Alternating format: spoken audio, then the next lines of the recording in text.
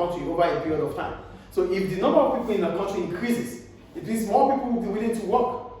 So that means the quantity of labor will increase from QL1 to QL2. And this will bring about a righteous shift in the supply of labor from SL1 to SL2. Wage rate will still be constant. It's not about the wage rate here. Wage rate is about contraction and expansion. But other factors will bring about shifts to the right or to the left. Is population clear now? Yes. Good.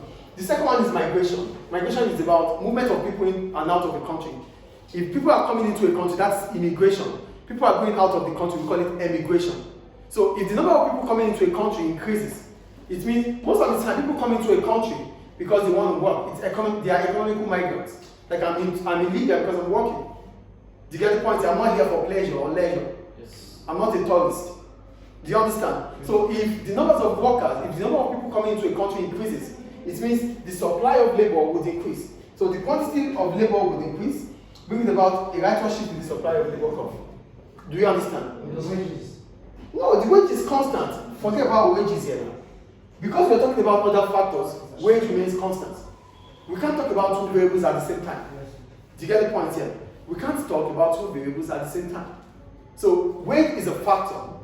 The quantity is also another factor. We can't talk about them at the same time. We either talk about the other factors and forget about wage, or talk about wage and forget about other factors. Do we get the point here? So irrespective of what the wage rate is, an increase in the quantity of immigrants will increase the supply of labor. Do we understand now? Yes. And on the other hand, if the number of Libyans, the numbers of Libyans are living out of, if high proportion of Libyans are living for other countries, the supply of labor would also reduce, shifting the supply curve leftward. Yes. If immigrants increases more than immigrants, that means the net migration is reducing. Do you get the point I'm making here? Mm-hmm. If the numbers of Libyans are living out, if high proportion of Libyans are living for other countries, it reduces the supply of labor in Libya, shifting the supply curve leftward. Because the quantity of labor would reduce from QL2 to QL1, bringing about a leftward shift from SL2 to SL1. Do we understand? Yes. The next one, age distribution of the population. When we talk about age distribution of the population, we're talking about the number of ages within the population. If the age distribution is, if they are aging population, that means we have large numbers of people that are aged, that are older. It means they won't be able to work, yes or no? So the supply of labor would reduce as a result of that. Do we get the point here? But on the other hand, if we are having large proportion of the population below 65, it means they will still be active and working, yes or no? Yes. So that will increase the supply of labor from SL1 to SL2.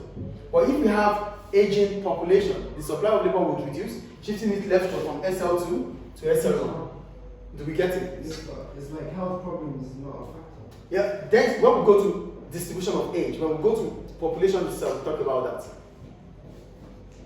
Do you understand?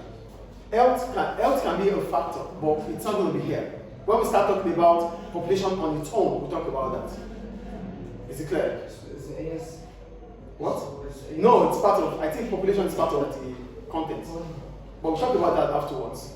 The next one is school leaving age. When we talk about school leaving age, we're talking about the years people leave school. So if the school leaving age increases, it means the supply of labor would reduce. On the other hand, if the school leaving year age reduces, it means people will leave school earlier. And if people leave school earlier, it means they will be willing to work. Yes or no? Yes. Do we get the age leaving school now? School leaving age. So if the school leaving age increases, the supply of labor would reduce because the quantity of labor in the market would reduce from QL2 to QL1, bringing about a leftward shift. And if the school leaving age reduces, school leaving age is the years people finish school, the years they graduated. After your graduation, you start looking for a job, yes or no? Yes. So if the graduation year increases, it means people will stay more years in school than expected. So the supply of labor would reduce. But if the age leaving year falls, it means people will be leaving school earlier, then the supply of labor would increase. Sit down properly. Is it clear, please? Yes. And the second to the last one, female participation. When we talk about female participation, we're talking about the numbers of women willing to work. If the numbers of women willing to work increases, it means they're going to add up to the men that are working, yes or no? Yes. The supply of labor would increase, shifting it rightward from SL1 to SL2. Do we get it, please? Yes. And the last one, skills and qualification. For skills and qualification, we're talking about how people become employable. So if people are more employable, they'll be willing to work. Can we all stop all these things? Yes. If people are employable, it means they will be willing to work. Yes or no? Yes. As a result of that, the supply of labor would increase from SL1 to SL2. Any question about it? Thank you. You can stop it.